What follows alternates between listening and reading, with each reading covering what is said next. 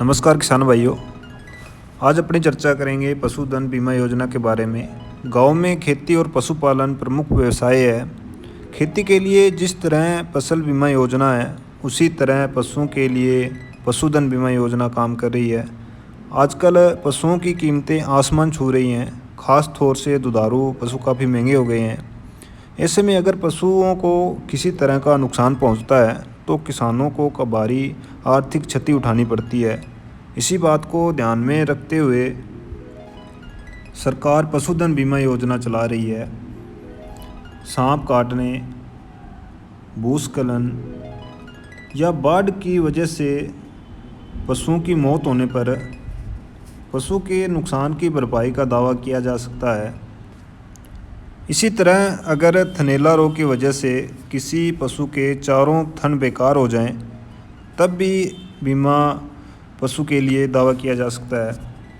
केंद्र सरकार की ओर से प्रायोजित ये योजना 2005 और 6 में पायलट आधार पर शुरू की गई थी।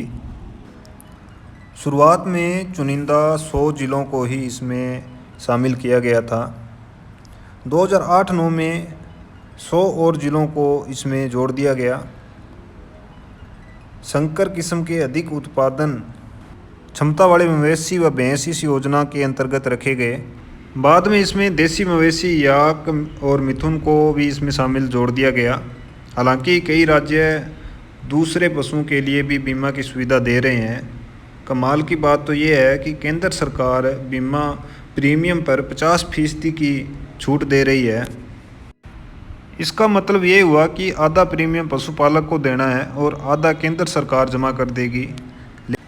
गरीबी की रेखा से नीचे रहने वाले पशुपालकों, अनुसूचित जाति, जनजाति और दूसरे कमज़ोर तबकों के लिए सब्सिडी ज़्यादा है। हर पशुपालक को अधिकतम 2 पशुओं पर 3 साल तक का बीमा करा सकता है। गौओं को छोड़कर सभी राज्यों में यही योजना लागू है और इसे लागू करने की जिम्मेदारी पशुधन विकास बोर्ड की है। योजना के मुख्य रूप से 2 उद्देश्य हैं। पहला, पशु की मृत्यु या रोग हो जाने पर किसानों और पशुपालकों को नुकसान की भरपाई, और दूसरा, पशुधन और उनके उत्पादों की गुणवत्ता में सुधार।